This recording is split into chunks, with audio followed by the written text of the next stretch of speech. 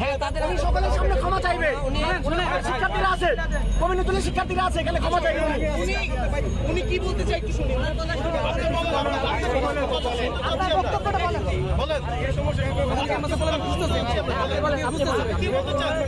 কিছু বলেন এখানে, আপনি কিছু বলেন।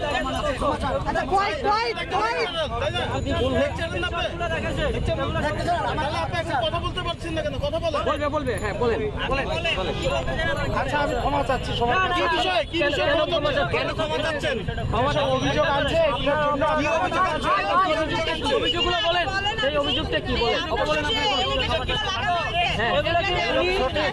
উনি আমাদের আপনার যে উপরে যেটা বলা হয়েছে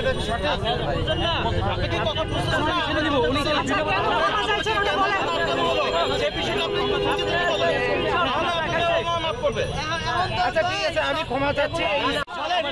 বলেন আর কোনো মেয়েকে হ্যারাসমেন্ট করবো না, বলেন আর কোনো মেয়েকে হ্যারাসমেন্ট করবো, আর কোনো মেয়েকে কোচিং এ ডাকবো না, বলেন আর কোনো মেয়ের বুকে পিঠে হাত দেবো না, আর কখনোই এই ধরনের বুকে পিঠে হাত দেবো। হ্যাঁ, কোনো মেয়েকে সেক্সি লিখবেন না, না কখনোই।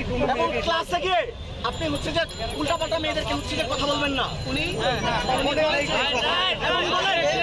বলেছে আমি নিজে স্বইচ্ছে বলছি, আমি স্বইচ্ছে বলেছি। এবং আমি সবার সামনে এই যে রাজু ভাস্করের সকলের সামনে আমি রিজাইন করছি, আমি রিজাইন দিচ্ছি।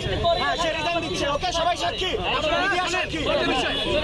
যদি অপরাধ না করতো তাহলে এরকম স্বীকার করতেন আপনাদের সামনে। এবং আপনি যদি এরপরে মেয়েদেরকে হ্যারাস করেন, শাস্তি করবেন বলেন। কথা বলবেন, উনি কি বলেন ওনার কথা শুনুন। আপনার কোন জায়গায় চাকরি করেন সেটা দিয়ে শুরু করে বলেন। কলেজের লেকচার, হ্যাঁ তারপরে কোন বিভাগের লেকচার? ইংরেজি বিভাগ। হ্যাঁ, কি বিষয়ে ছাত্ররা আপনাকে আটক করেছে এখানে বলেন। বিভিন্ন বিষয়ে সেক্সুয়াল হ্যারাসমেন্টের বিষয়ে আপনি কাকে হ্যারাসমেন্ট করছেন? ছাত্রদের না ছাত্রীদের? এটা কি আপনি করছেন? বলেন না কেন আপনি কি হ্যারাসমেন্ট করছেন? কেন হবে না বুঝে বলে ক্যাম্পাসে বলবেন, খুঁজতে হবে না। আপনি করছেন নাকি বলেন?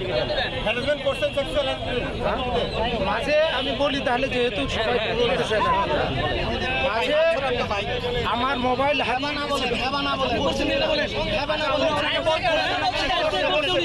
স্বীকার করছে।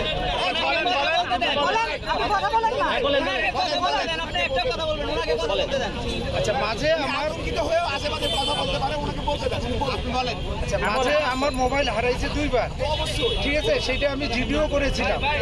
এবং একবার মোবাইল হারিয়েছিল যখন আপনি বলেন, আপনি কথা বলেন।